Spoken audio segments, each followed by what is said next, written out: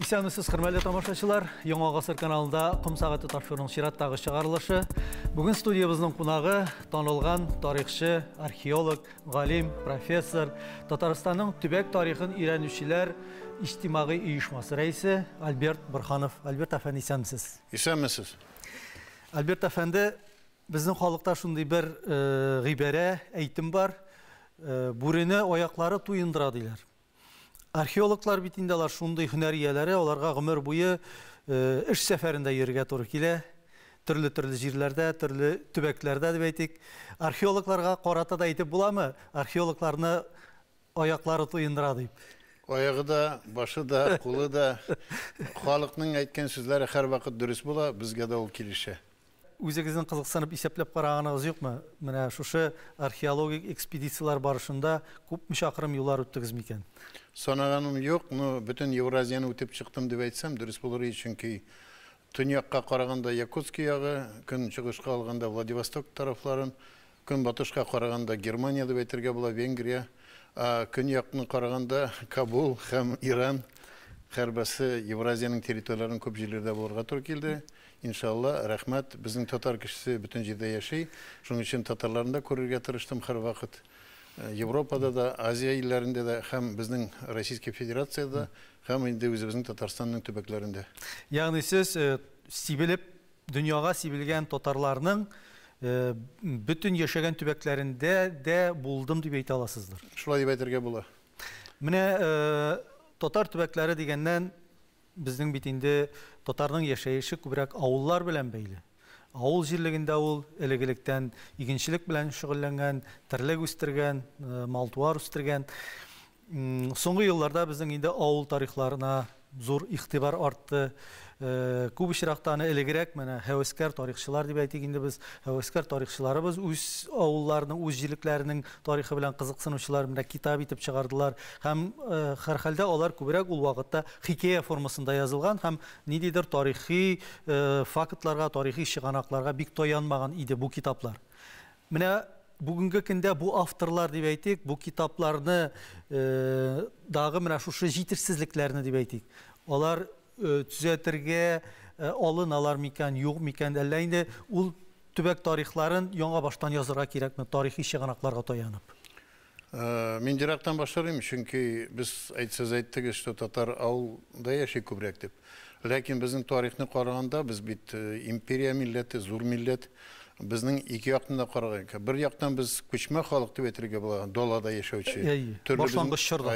Борынгы алганда. Икенче яктан без авыл, шәһәр кешеләре, сәүдә кешеләре, китап кешеләре, татар милләтен әйткәндә, урта гасырда караганда инде Төркия каганлыгыннан алган бирле һәм күбрәк Болгар чоры, Алтын Урда, Казан ханлыгы, без бит шәһәр милләте булганбыз.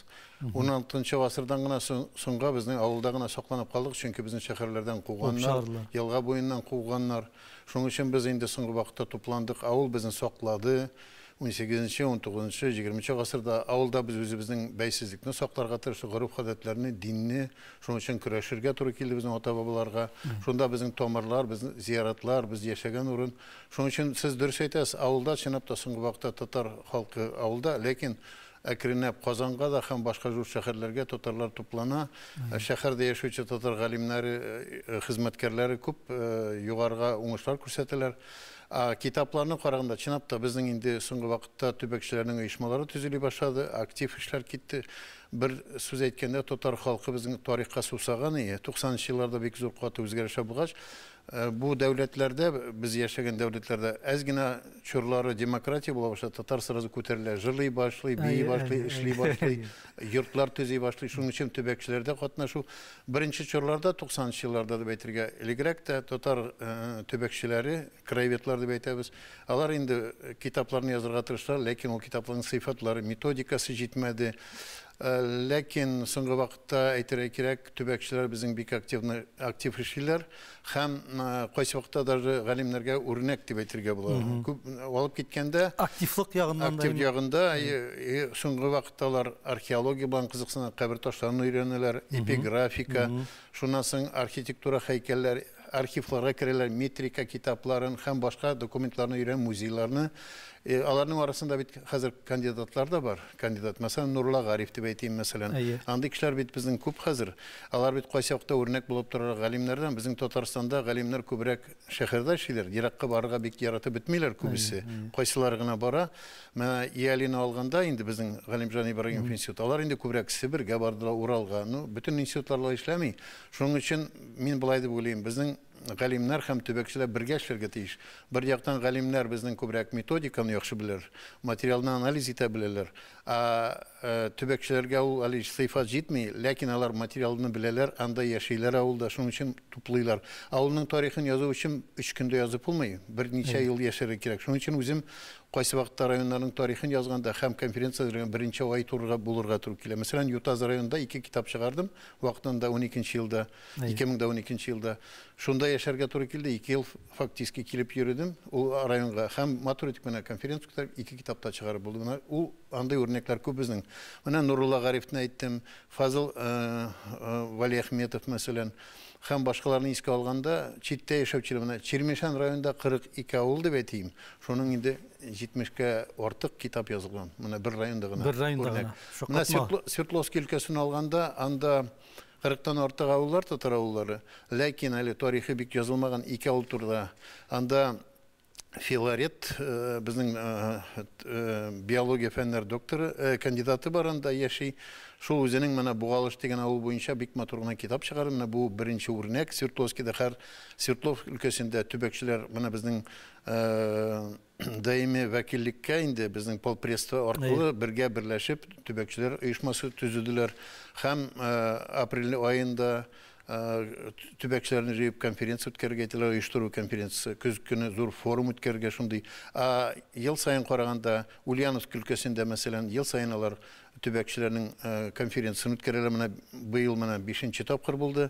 Һәр вакыт без анда барабыз. Мариэлда, менә Башкортстанда. Димәк, бу эш безнең Россия күләмендә киң җәелгән, менә җәелеп бара. Менә бер яктан төбәкчеләр, икенче яктан безнең Россия масштабында дип әйтик, татар авылларының тарихын өйрәнү ул республика югарылыгында, президент югарылыгында ниндидер бер максат итеп куелды. Һәрбер авылны барлап, аның тарихын халыкка чыгару. Шулай бит инде. Менә бу эш белән бер яктан безнең Фәннәр академиясының тарихи институты да шөгыльләнә. Икенче яктан шул Фәннәр академиясының энциклопедия институты да татар авылларының тарихын язу белән шөгыльләнә. Өченче яктан менә төбәкчеләр, менә шушы галимнәр арасында дип әйтик, координация җитәме?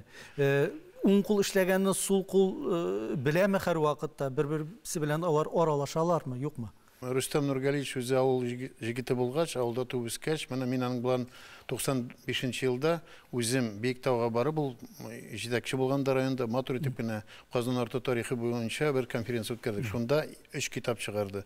Шуның арасында очерк история Высокогорска районындагы зур китабаны без Яли институты ул вакытта әле тарихчылар белән бергә чыгардык. Шактый гына кызык китап, ул беренче үрнәк булып калды ул китап. Әйтергә кирәк, менә чынлап та безнең дәүләт, безнең хөкүмәт ул кайсы вакытта даже галимнәрдән алдарак та бара, андый моментларда бар. Хотя дөресен әйткәндә беренче булып үрнәк күрсәтергә тиешле галимнәр һәм башкалар. Шуның өчен 2015 елдан бирле безнең бөтен дөнья татар конгрессы аны аңлап, беренче төбәкчеләрне җыештыра башлады. Беренче форум, менә без һәр 5нче форумны үткәрәбез. Алла бирсә быел Омск өлкәсендә анда һәр эшләр башланды. Оештыру эшләре мин барып кайттым 2 тапкыр. Былтыр без Томский шәһәрендә татар бистәләре буенча багышланган зур форум үтте. Бик матур гына 200-дан артык кеше булды Россия төбәкләреннән һәм Үзбекстан һәм Казакъстаннан. Мин әйтәсем килә, институтларның бераз инде соңгы вакытта без алар инде әйттеләр, менә моны эшләргә кирәк, план куйдылар, ләкин активлык җитми әле. Безнең институтлар арасында бер махсус берләшү юк әле. Һәрберсе үзенең эшләре. Һәрберсе үз юлы белән. Һәр кеше үзенең. Монда кабатлану китмиме? Менә бу институт бу авылны язды. Кайсы вакытта уйлап куям, яки җитәкчеләр, я кайсы галимнәрнең үзләренең шәхси амбициясе дә барды, үзен күрсәтәсе килә. Бер яктан дөрес ул бик яхшы. Көндәшлек яхшы. Икенче яктан ул дөрес түгел, бергә эшләсәк дөресрәк булыр. Мәсәлән, мин сезгә әйттем, Яли институтлары алар активно читтәрәк эшлиләр.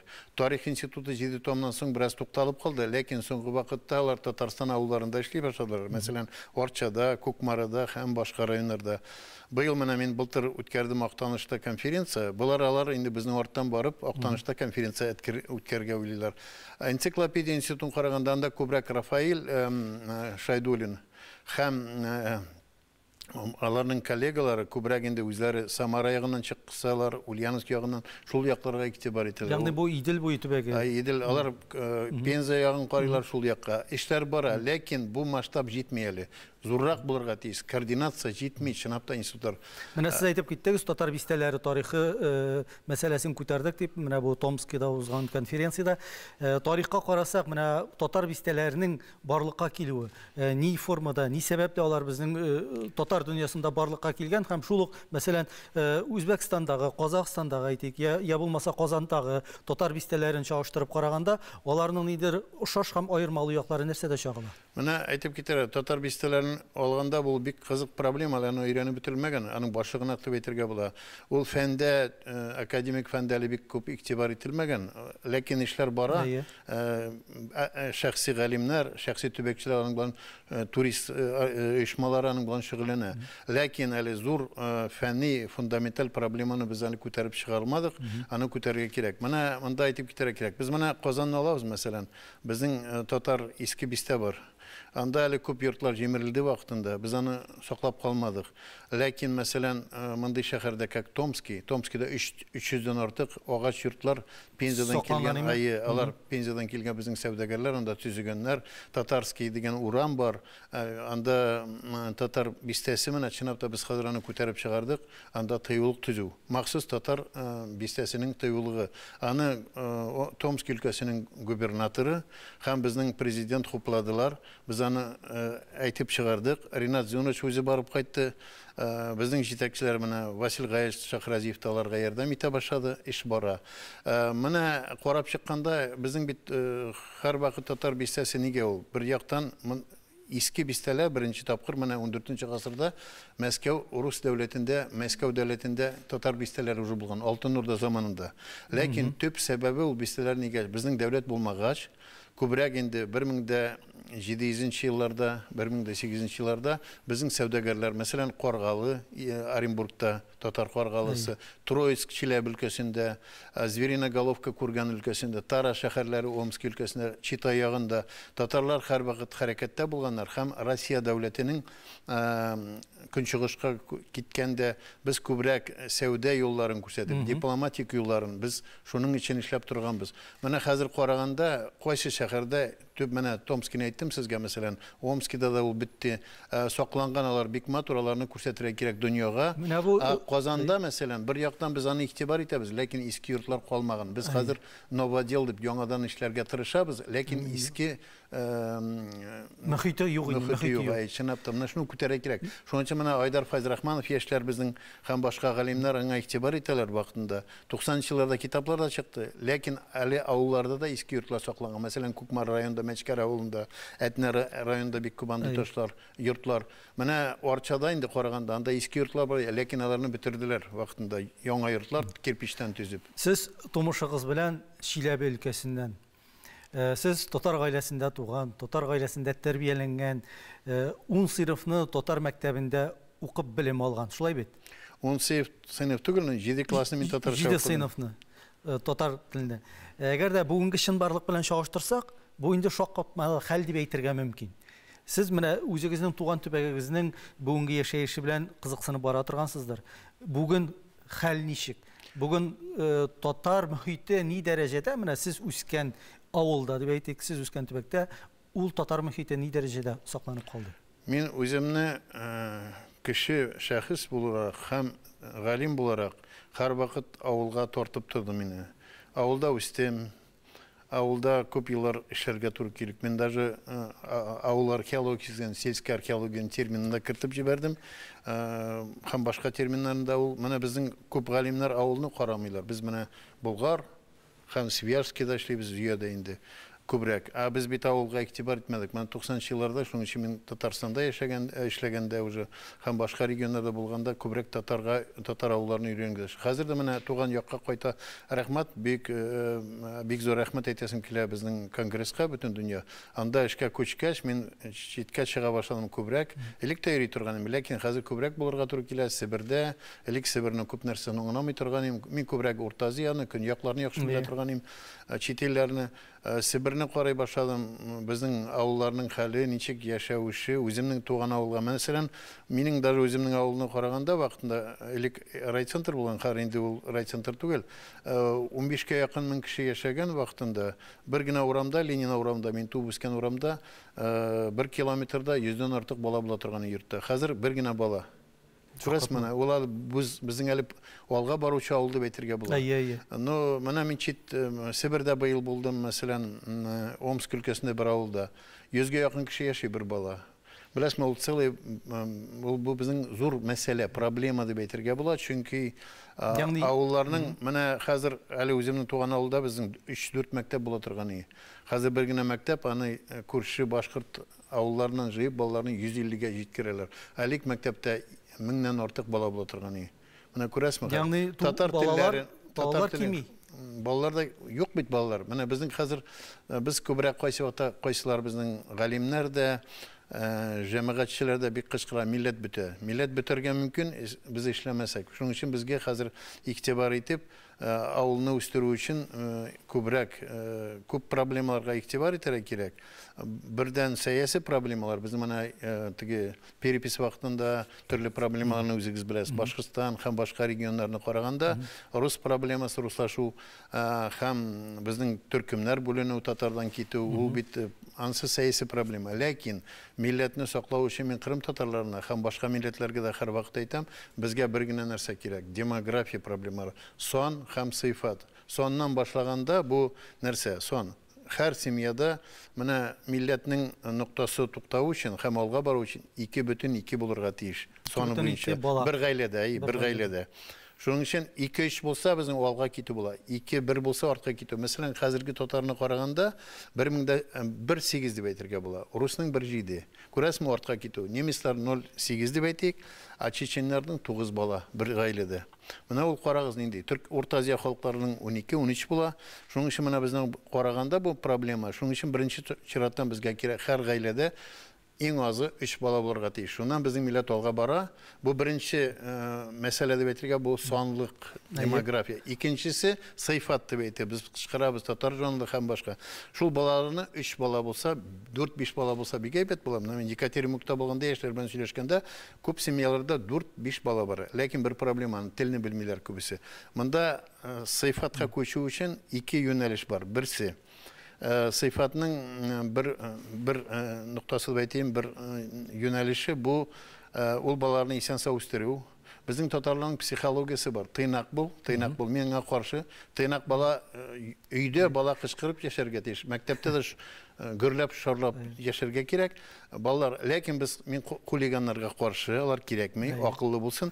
Икенче яктан ул балалар безнең креатив булырга тиеш, конкурентоспособный дип әйтәбез хәзерге заманда. Яһүдләргә караган шикелле, менә безнең акыллы шәһәрдәге безнең галимнәр шикелле бу көчле балалар булар, интеллектуал яктан. Икенче ягыннан милли җанлы дип әйтик. Милли җанлы телне белү. Безнең әти-әниләр балалар белән сөйләшмиләр бит татарча. Шул проблема. Сөйләшергә кирәк балалар белән. Хатын-кызларга игътибар күбрәк кирәк. Хатын-кызның роле бик зур гаиләдә. Чөнки хатын-кыз ничек алып бара, шул хәтлек ир кеше дә эшли, балаларны тәрбияләүдә.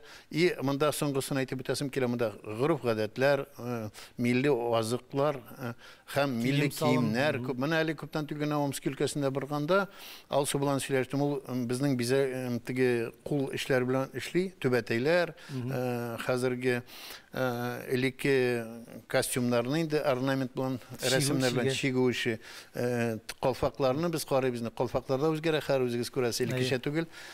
Ул әйтә, Себер татарларының киемнәрен тегәсем килә ди. Менә татар дигән китапны менә карап тигәндә итәргә тырыштым ди. Ләкин Себер татарларының киемиләр ди. Күбрәк казанча киенәләр ди. Чынлап та Себер татарлары казанлар белән кушылганнар. Менә шул проблемаларны кирәк безгә. Безгә инде татар жанлы кешеләрне тәрбияләргә кирәк. Алар бер яктан креатив булырга тиеш, көчле булырга тиеш, икенче яктан татарны. 3 бала булса, безнең милләтнең булачагы бар. Кычкыру милләт бетәүдән бер файдасы юк. Безгә күбрәк кирәк шул санга. Кырым татарларга шулай дип әйттем, сез дә Кырым ярым утравында 50% булсагыз, бер проблемагыз да булмаячак. Сез әйтеп киттегез, менә сыйфат мәсьәләсеннән телне белү. Bu инде безнең халык, безнең милләт өчен проблема. Сез шактый еллар Урта Азиядә яшәгән һәм эшләгән, хезмәт иткән кеше. Әйтик, менә шушы Урта Азия халыкларын, ул төрекмәннәр, таҗиклар, казаклар, үзбәкләр, аларда бит тел проблемасы ничектер юк шикелле. Алар менә үзләренең телләрендә иркен сөйләшәләр, кайда гына булсалар да, кайсы төбәктә генә булсалар да. Әлбәттә әйтергә мөмкин, аларда тел мәсьәләсе проблема юк, чөнки алар үз дәүләтләре белән яшиләр дип. Әмма үз дәүләте белән генә яшәү ул төп күрсәткеч булып тора аламы? Ни өчен ул халыкларда менә алар үз телләрендә сөйләшәләр, ә без ничектер чикләшәбез? Bu dövlətkə генә бәйләнгәнме? Монда алай дип әйтмәсем, конечно, ләкин дәүләтнең роле беренче чиратта, чөнки дәүләт булса милләт тә була. Ул дәүләт булмаган милләт ассимиляциягә әйләнеп бара. Көчле милләтләр бар, мәсәлән, чеченнар инде алабыз, Кавказ халыклары, ләкин аларда шул процессы бара бит әз генә булса да. Чөнки безнең дәүләт юк, безнең бит еще хөкүмәтнең һәрвакыт мәктәпләрдә үзегез беләсез нинди программалар бара, һәр ничек сәяси бара. Икенче яктан, бу табигый моментты әйтергәсем килә, чөнки мин борынгы тарихны да өйрәндем вакытында, табигать һәм кеше дигән проблемаларны кызыксынам. Мин менә Эдуард Салманович Кульпин Губайдуллин, Газиз Губайдуллинның оныгы конференция үткәрде, «Человек и природа». Проблема социоестественная, табигый проблемалар. Шунда караганда мин бер нәрсәгә, кемнәр тау ягында яши, тау урыннары күбрәк, җылы якларда яши. Аларның нигәдер табигатьтән үзенең рухларын, милләтләрне саклау, телне саклау көчлерәк. Инстинкт көчлерәк. Далада ул югалып бара, нигәдер белмим. Ул тарихтан киләме? Безнең татарның күп интеллектуаллар, потенциаллар таралган. Без читкә киткәнбез, вакытында безне таратканнар. Икенчедән, менә үзегез уйлап карагыз. Бер милләттән нәрсә, безнең Алтын Урда җимерелгәч күпме дәүләт булган. Бер-берсе белән сугышып ятканнар, берләшү урынына. Әлдә ул конкуренция бара. Нигәдер татарның эштәлек конкуренция, үзара сугышу күбрәк, читкә карамыйлар. Менә ул проблема. Урта Азия халыкларында ул да бар проблема. Ләкин аларда мәхәллә системасы сакланган, бездә мәхәллә системасы Совет чорында бетте. Без бит татар кемгә генә хезмәт итмибез. Урыс дәүләтендә дә хезмәт, Совет дәүләтендә. Безнең хезмәтчелек психология бар менә шул. Бер яктан без актив, икенче яктан без сәләтле халык дип әйтим, китап халкы, мәдәни халкы, бер яктан безнең саклый, акча эшли беләбез һәм башка. Ул халыклар мәхәллә буенча эшлиләр. Менә мин башка төрле җирләрдә булганда, абхазларга, Кавказ халыкларына караганда, бер төркем бер чарага киләләр. Улысы әйтсә, киттек дип кайтып китәләр. Безнең татар кала, кемсә безнең бер дәмлек җитми. Менә татар милләтенең, менә мин төрекләр белән сөйләшкәндә әйттеләр. Нинди татар милләте? Бик сәләт милләт, бик бай. Бу төрекләр фикеренчә инде. Төрекләр әйтәләр миңа сөйләшкәндә, читкә барганда. Сез ди сәләтле ди, сез китаплы ди, сез матур ди. Кызларыгыз матур, җигетләрегез бик көчле, менә мишәрләрне караганда нижегар бик 2 метрлы җигетләр, һәм башка төркемнәрендә шулай дип әйтергә була. Икенчедән, без уку халкы, без белемле халык, без Коран халкы, мөселманнар, чынлап та бездә көчле ул яшьләр дә күренә. Һәм башка сәләтләрне күрсәтергә була. Безнең техника ягында да, башка гуманитар ягында көчле кешеләр күп. Ләкин безнең көчлек шәхси дә, һәр кеше, безнең конкуренция үзара да бар, ләкин бердәмлек җитми. Менә шул проблема. Төрекләр дә әйтте, үзем дә аны шулай дип әйтәләм, чөнки безгә татар милләтен берләштерү психологиясе җитми. Нәрсәдер безне вакытында таркаткан. Менә сез 2 тапкыр Афганстан Республикасында хезмәт итәсез. Беренчесе инде солдат буларак, икенчесе офицер дәрәҗәсендә һәм тәрҗемәче булып. Әйтегез әле, менә Афган халкы дигәндә инде барбер ул бит инде шул Азия халкы. Аларның көче нәрсәдә һәм менә татарга үрнәк алырлык, аларда нинди сыйфатлар бар дип уйлыйсыз? Афган халкына төрлечә кара кирәк. Бу күп милләтле дәүләт, бер яктан да пуштуннар, Иран халыклары, икенче яктан Төркия халык, Afgan Türkistan'ında anda şunday aların yanında Taciklar da var, İran halkı bulsa anda birdemlik jitmi devlette. Şunun için kubisi 10 milyonu Pakistan'da yaşıyor. İran'da da baralar. Şul jitmi yani o problemi. Şunun için başka yurttan gelip devletlerden cimirge tırışalarlarına. Lakin alarının bir sıfatı var. Bu beysizlik yaratıcı. Bu halk alar tarihini bir yaktan qaraganda İngilizler 3 tapqır soğuştular. Lakin alarını sındır almadılar. O milletin beysizliği var. Ruhu var. Alar düşmandı beytemiz indi. Qaysı yoqda düşmanlarına qarab, düşmanları batır bolsalar alarını hürmet iteler. Mana Sovet minanın bik maqtab etmeyin ol Afganda bulgan bizning okkupatsioniy vaqtlarını. Maqtab etmeyin da türlüsü bulgan. Может bul keregi bulgandır anın kirtuğu askerlansı ol başqa siyasi problema. Lakin alar mana hazır min birinchi yıl mening kollegalarım kimler hizmet etken alar barıp qayttılar Afganistan'a. Afganlar aytdilar Şuravi, to есть Sovet soldatlары çın batırlar bizge karşı korap güreştiler, kaçıp yatmadılar, biz alarını hürmet etebіз. Hazırga Amerika hem Germaniya askerlerinde biz pilotniklar bilan alarga oturup kişilerini точный udardı betebіз. Şunda menan o soğuşunu hazır soğuş turda söylesim de kelmey, çünkü o anın türlüçe qararga bula. O problema. Lakin mana Afgan halkı alar çınap da alarının kabileleri bulsa da teypadı beytiler. Lakin alar mana alarının birdemligi, mana düşman keseler birleşe başlaylar. Mana biz aytamiz bit endi Tatar qoydagana, sibilmagan qoydagana dünyanın qoysuguna qıydgasında yaşamay dip Afganistan'da var mı Tatarlar? Tatarlar dep aytуу dürüst miken bulur. Tatarlar var indi. Lakin ol burungu Tatarlar eliki Türkiye dep aytırsan dürüst andik Tatarlar var. Lakin bizden koşup gitken Tatarların da kubisi yaşaganlar vaktinde basmaç zamanında değil mi? Gitkenler kimdir? İmigrasyaya gitken. Lakin onlar ondan gitkenler öyle Türkiye'ye, İran'a, Xitay'a hem başka devletke. Anda küp dip etmesiyim. Ezgine baranda Tatarlar dip ettiler özlerin. Lakin onlar уже puştunaşı bitken. İran'da da şunday halklar var. Kubregalar Azerbaycan'a hem Türkmen'e yakın. Tilleri de уже bozulgan bizniki şekilde tügül. Çın Tatar dip etmesiyim. Nut Tatar tokumundan çıkan dip etken bula. Albert Efendi siz indi aytganimcha Orta Aziyada uzoq yillar ishlagan kishi g'olim bo'larak tugalarga aytsak Turkmanistonda Türkmenlerning tarixin yer ostidan qozib chiqaruvchi arxeologlarning birisi.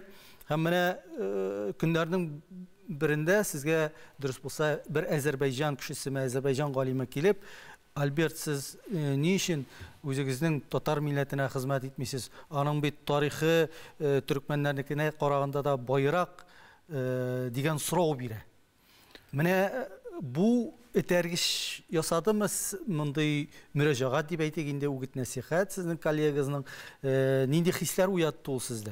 Ham onun so'zlari etergish berdimi sizni qabatdan tuğan ilga qaytirga? Ну мен өзім Татарстаннан болмаса да, lakin менің томарларым Татарстаннан yakın туғанларым бар. Мен Урал жігіті, сұрасалар сен қойдан деп, мен Идел Урал жігіті деп айтам. Шынапта Татарның ең зор түркімі Идел Уралда, Сібірде һәм Қырымда бар. 3 түркімге генә бөлерге була зур итеп. Lakin Сібірләр безгә якынрак Идел Уралга. Тарихи моментлар шундай. Ну, мен нәрсә әйтәсем килә моны. Мен һәр вакыт, кичкенә вакыттан горурланып татар тарихын кызыксындым. 5-нче, 4-нче класстан ук, 10-нче класс bir вакыт 10 томлы Всемирная история китабын мен 5-нче класста укый башладым һәм 7-нче класста укып битердем. Шуның өчен Чиләбедә укыганда, Свердловскида укыганда һәр вакыт тарих белән кызыксындым, һәр Татарстан белән кызыксынып тордым. Минем Сәрия Süleymanova okutuşum, her 90 yaş doldu bu yılgına. Apas kızı, Apas rayonuna tuğbisken, bizni Tatar tilini okuttu. Şunun için rahmetine Tatar tilini bizden avulda yaxşı bileler, edebi tilini yaxşı bileler, diyalek bulsa da, lakin bizden avulda xalq çınap da Ali Tatarça söyleşe. Sari apa isen sağ bulsun, o mana kelip bizden her vaqt aytib turgan Tatarstanға. Aның bir gina men bulay aytib turgany, "Улым, men Tatarstanға qayta almadım." Mana eli köpten tügülgünde görüşkenler şolay dep aytdı. Lakin sen mening üçün Tatarstanға бар. Potom mening yoqtaşlar mında Qozon Federal Üniversiteti, ol vaqtda Qozon Davlat Üniversitetinde köbisi okudu. Hem mında okutuvchilar da бар yoqtaşlarım. Şular da ayta turgan mında qaytыгыз, Qozonga keligiz. Bir vaqt men 7-nji klassda okuganda Хатип Миннегуловның командасы, анда Әнвәр Хәйриләр студент вакытында килеп, безнең авылда фольклор экспедиция, табышмаклар һәм төрле халык фольклорын җыеп йөрделәр. Бик матур. Шуннан Хатип Миннегулов миңа әйтте: "Улым, Казанга кил." Менә бу бер тәргеш булды. Мин уйлап йөрәм, ләкин Казанга килеп төштем дә, университетта ак кара машиналарны күргәч, байларны киттем Свердловскига. Шуннан башлап җибәрдем һәм Чиләбедә укыдым. Ягъни сез әле урап кайттыгыз Казанга. Урап кайттым. Бирәк куркыбрак та кайттым. Казан бик зур булып күренде миңа.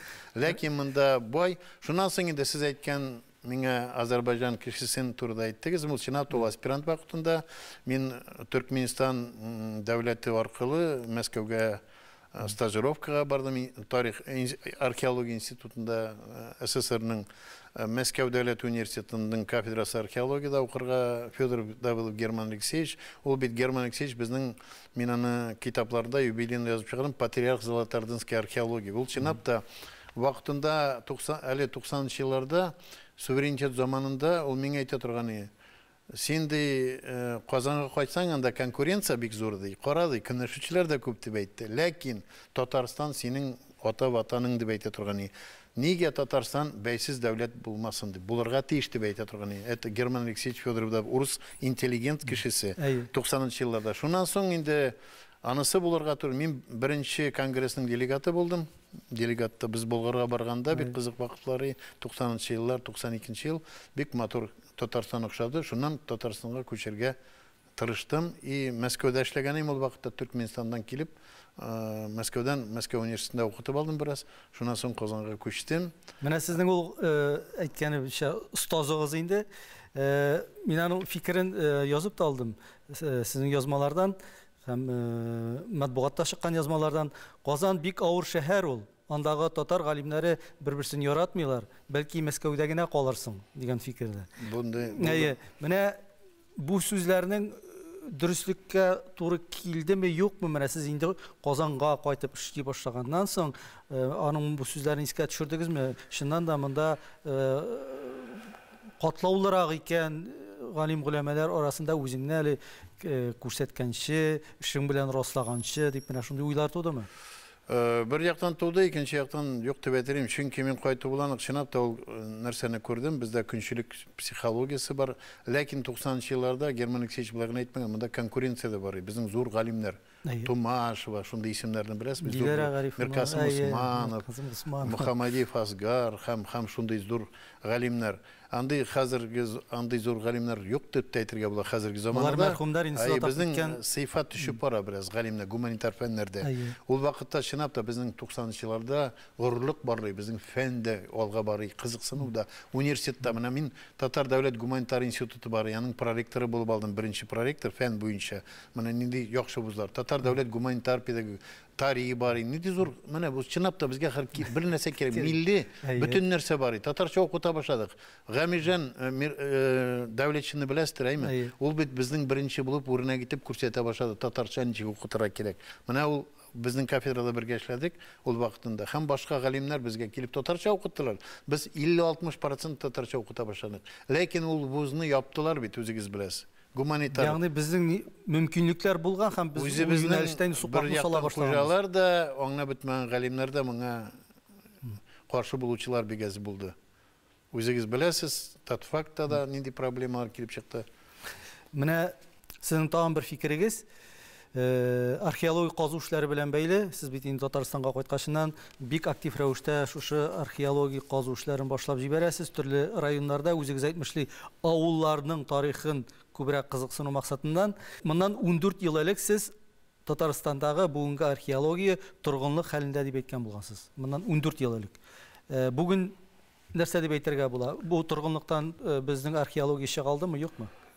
Бик әйтмәсем алай дип. Чөнки безнең фәндә бер трагедия бар. Безнең галимнәр, менә мин чит илдә яшәгәндә, Төркменстанда мәсәлән, Таҗикстанда, анда галимнәр чыга торган инициатива дәүләткә. Безнең дәүләт бирә задание галимнәр. Бездә киресенчә. Бездә галимнәр бирми инициатива, бездә дәүләт бирә. Дәүләт кирәк менә Казанның 100 мең еллыгын үткәрү, башка чаралар булды. Болгар, алар кирәк, бөтенесе дә әйбәт, дөрес, матур булдылар. Ну, ләкин менә чит илләрдә, менә Үзбекстанда мен күп күрдем, анда галимнәр инициативаны чыгып, дәүләтне эшләттерәләр. Бездә дәүләт галимнәрне эшләттерә. Ничен алайсың? Безнең галимнәрнең кыюлыгы җитмиме? Нәрсә бу пассивлыкмы, әллә бу шулай кабул ителгән бер тәртипме ул? Беләсезме, нигәдер мин аңлап, Министерство культураны караганда, менә безнең акча бүләләр, мәсәлән, фәндә. Һәм башка 5-6 кеше алып бара бөтен нәрсәне. Кайсы институтка барма, bir üç kişi bir yerde direktör, ikincisinde orunbasarı, üniversitede de şuluk hal. Şunun için inisiyativa yok ala. Galimlerge, işlerge bilmiyorlar, mümkünçilikler yetmiyor. Yani inisiyativa kursatuga ana indi kızıksınığı kalmay. Kızıksınığı da kalmıyor, akçası da ez bir tane zarplatası. Bir kişiler bölüp. Bana min qaraganda sizge özüm işlep qaradım. Tatar Devlet Gumanitar İnstitutu'nun prorektörü buldum. Anda bizim inisiyativa bari, işlev bari, biz ekspedisiyalar zor. Gumanitarный üniversitet bari. Üniversitede de işledim ben profesör orununda. Tarih institutunda da 2 tapqır işlerge turu keldi. Iyali'de işlegende bana vaktinde 90'lı yıllarda bizim inisiyativa bari, bizge diplomlar bire turganları, mümkünçilikler bula turganı. O zamana 90'lı yıl minale Rönesans deb etireyim. Hazır bizim lider vasqa kitu bara. Siz bir vaqtda tarixchi da, bir vaqtda arxeolog da bu iki bilgiçlik alар bit indi bir-birsine yordam etishib fənni үстерүгә китерә торган юлда баручылар дип әйтик инде. Ягъни археологик табылдыкларга нигезләнеп тарихчылар үзләренең тарихи монографияларын язалар шулай бит. Менә алар арасында нинди кайчанда булса, нинди дә булса барыбер каршылыклар булмый калмый торгандыр. Менә археолог белән тарихчы арасында нинди проблема бар?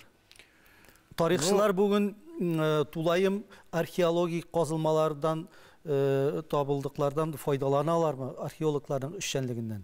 Мен алай дип куймасым каршылык дип. Чөнки безнең бер яктан саф археологлар бар, чисти археологлар. Менә Çülmek batığın toptu, şunu yaza da yaza. Çülmek bulay, çülmek bulay, çülmek bulay. Tarihka barıp jetelmeyi. Saf tarihçi da var. Lakin bizning bar kompleksli galimler deb eteyim. Mesela universallar deb eteyim. Universal şike. Mesela mena tuje Gamijanni aldım, Fayaz Xuzinni aldım, Muhammadiyevni alayıq. Hem başka galimlerini alar arxeologiya toyanıp tarixini da yazarlar. Üzləri də yazar. Min de şuna koşup baram. Vaqtında Mirfatıq Zaki, şol bizning direktoru Yelida men başladım, şuna rahmet ona. Eşke kabul etdi meni. Ул мен ayta turgany zor tarixni yazar, totar tarixi. Mening ayta turgan men o'sib jetmaganman, chinapda. Ani zor tarixni yozuv uchun bir kishi yoza olmaydi, kompleksi bo'lar. Mana 7 tomli kitap chiqdi bir tarix instituti. Bir yoqdan anga kimdir ayta bu jıyıntıqqina deb. Ul bir yoqdan dürüst jıyıntıq. İkinci yoqdan uni kompleks türlü fikirli chet ellerden yozgan galimlar. Bu chinapda zor iştib etilgan xizmat. Mana bu kitap yata bizda totara. Ul da zor ish. Shunday ishlar kerak chigarga, lakin bizning arxeologiyaga, epigrafikaga toyanmaycha bu zor material fənni işlerini çıkarıp olmayı. Alar kerak. Muzeyinin de material. Mana men avulning tarixini öyrəngəndə hər vaqt tübəkçilərə anlatıb berge tırışam. Avul tarixini öyrəngəndə biz birinci çıratdan tabiatını öyrənirgə teyişbiriz. Nindi yılğalar, izgi urunlar, çişmələr, totar bir yaxşı urununu soylab alған. Başqırt məsələn kübrək kullerini yarata.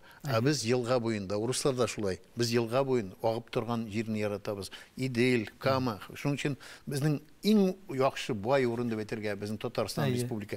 İkinciden miraslı, tarihi miras. Bu arkeologiya heykelleri. Bu kabir taşları, alarının nindi kabir mine, hazırki kabirde saklanan taşlarını öğreniyor. Bu big zor. Kabirinin çistalığı, anı kursa saf havalı da beteyim. Üçüncüden bu arkitektura heykelleri, hem fortifikası, krepostların nıgıtmaları, urları da beteyim. Dörtüncü bu pромышленность heykelleri. Anı da korağını. Bu bana bir güne tabiat hem bu. Şundan dış biz arxiv materyallarını korap çıkarırız. Bunda metrikalar, şecerler, muzey materyalları ul bütüresinde toplap birge işlesek bizning iş baracak. Biz bana hazır ko'tarib çıkacağız. күтәреп чыктык, мондай гипотеза шикелле зур итеп безгә максат куйдык. Һәр авылның, татар авылының тарихы булырга тиеш. Башка милләтләргә. Менә һәр кешенең паспорты бар. Шул паспорты шикелле авылның тарихы. Бер яктан бу тарихта җыелган материалларны, менә сыйфатлы китапны сыйфатсымы, ул вакытында бүгенге көнгә бу яхшы китаптыр. Беренче елдан аны яшьләр яңадан күтәреп чыгачак. Безгә тарих язылгач, авылның бу безгә нигез тарихны белү.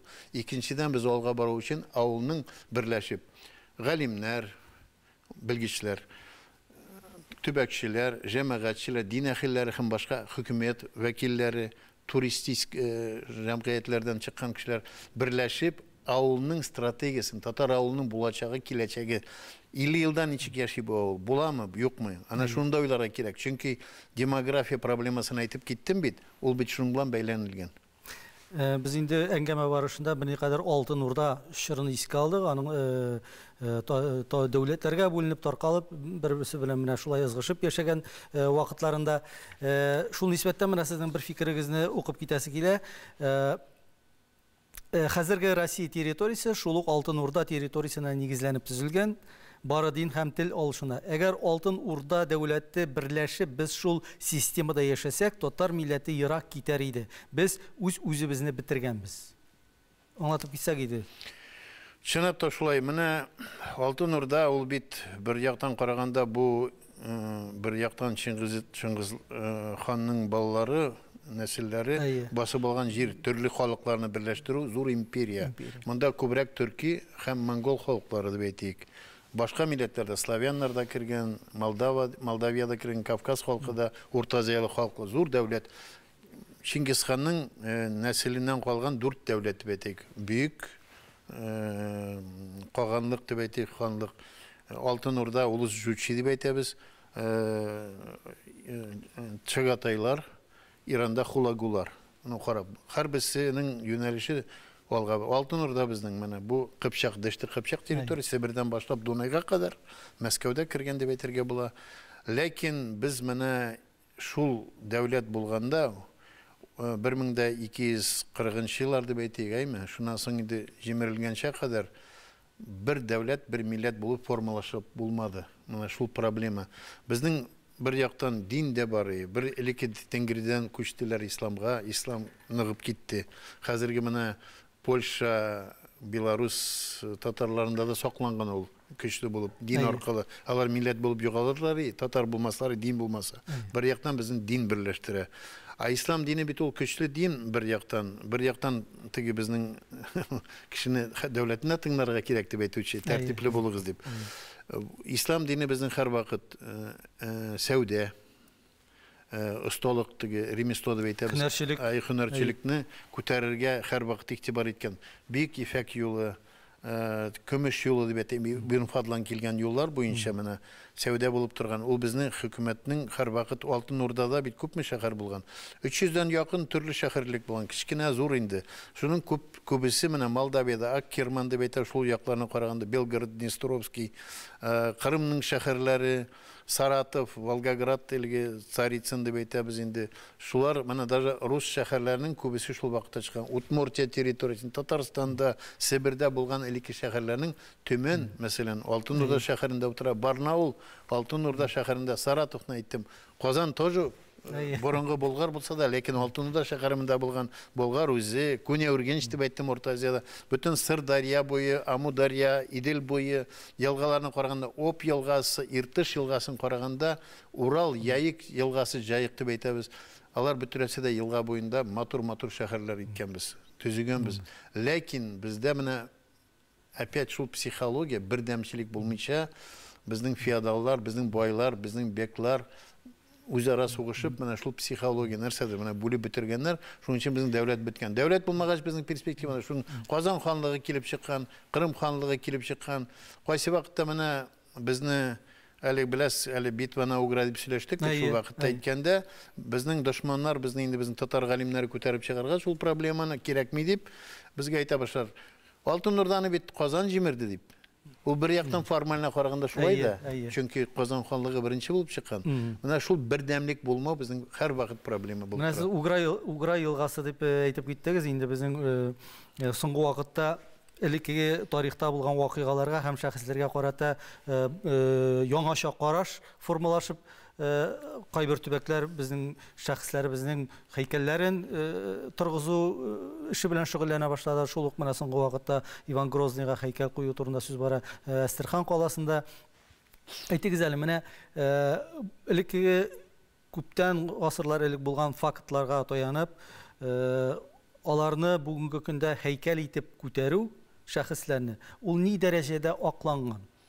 Без, мәсәлән, гафу итегез, Иван Грозныйга һәйкәл кую турында сүз чыккачына, безнең инде татар җәмәгатьчелеге дә, бөтен дөнья татар конгрессы да, хәтта дәүләт советы да Россия думасына мөрәҗәгатьләр белән чыкты. Мондый алымнар ул милләтара мөнәсәбәтләрне какшатуга китерәчәк дигән фикерне алга сөрделәр. Без дөрес юлдан барабызмы? Россия масштабында. Беләсезме, ул мин уйлыйм, да дәүләтнең дә сәясәсе бар дип уйлыйм бу нәрсә буенча. Югарыдан да өндәп торучылар. Ләкин рус милләтенең җирле дәүләтләр, губернаторларның, аларның психологиясе электән безнең шовинистик психология бетмәгән. Ул утыра йөрәктә. Татардан курку һәм башка. Мин менә Сибиргә барамда, хуҗаларга әйтәм. Казаклар белән сөйләшкәндә мине яхшы кабул итәләр. Мин элекке хәрби булгач, сөйләшеп китәм. Сез татардан нигә булай куркасыз? Татарны нигә яратмыйсыз? Сез бит татар белән бергә булсагыз, Кытайлар безгә каршы тора алмый. Чөнки Кытайлар һәрвакыт татардан куркканнар, тарихи үзегез беләсез. Шуның өчен менә Россиядә, менә даже безнең президент, Россия президенты әйтсә, Рус белән татар бер зур дәүләт төзегәннәр бергә дип, Кытайда уйланып куярый. Ләкин аларга әйтергә нәрсәдер җитми. Һәрвакыт ул һәйкәлләрне кую Иван Грозныйны.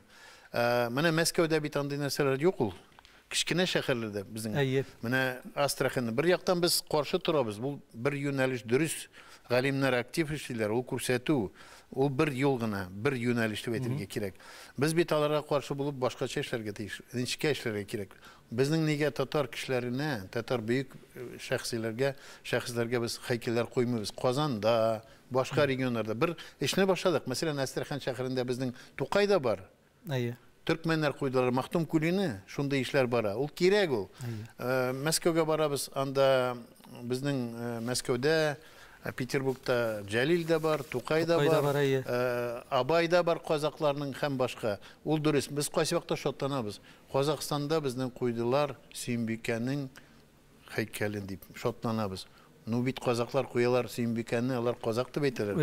Чөнки казакларның 3 жузының бер жузы ул бит ногай урдасына кергән. Ул өчен дала татарлар дип әйтә, кыргый татар дип әйтәбез. Менә безне бит ногай компоненты берләштереп торган.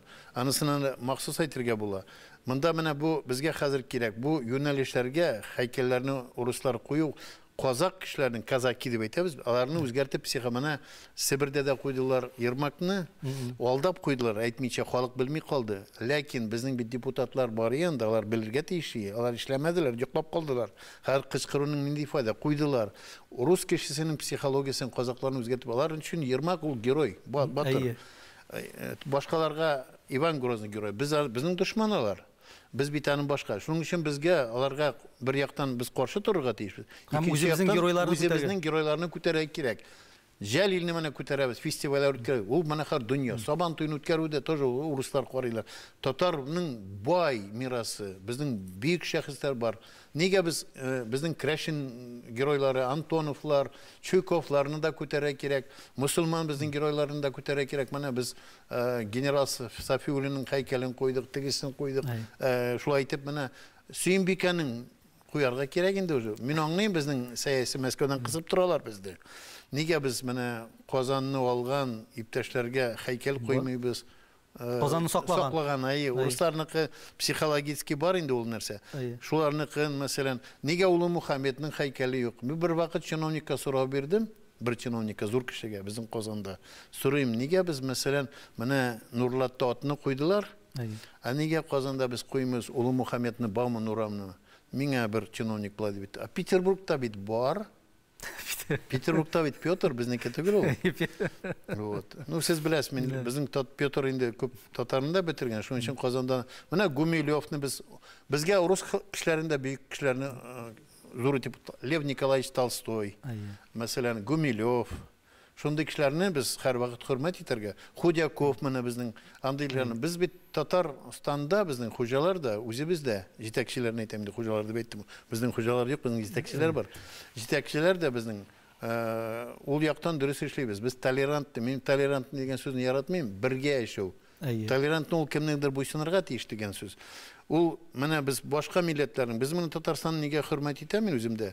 Бер яктан Удмурт мәктәпләре бар, Чуваш мәктәбе. Без милли политиканы, сәясәтен дөрес алып барабыз Татарстанда. Мәскәү аны эшләми бит. Вот шул безнең проблема. Эшләми дә һәм уйламый да. Уйламый, күрми дә әле. Хәзер үзгәрешләр үзегез күрәсез, бик авыр булачак безгә. Берләшергә кирәк. Шуның өчен без бердән булмасак, үзебезне сакламасак, без беркемгә дә кирәк түгел. Альберт әфәнде, менә мин шушы фикерегез белән бу әңгәмәгә инде иң яхшы нокта дип әйтер идем. Бик зур эчтәлекле сөйләшүгә нокта куелды. Рәхмәт сезгә, тапшыруга килүегезгә. Сезгә эшегездә уңышлар телибез һәм татар тарихын, татар милләтен күтәрү эшендә сезгә инде гел юлларыгызда уңышлар гына юлдаш булсын сезгә. Рәхмәт. Сезгә бик зур рәхмәт, телевидениегә бик зур рәхмәт һәм безнең милләттәшләргә һәрберсенә телим батырлык, бердәмлек, уңышлар, исән саулык.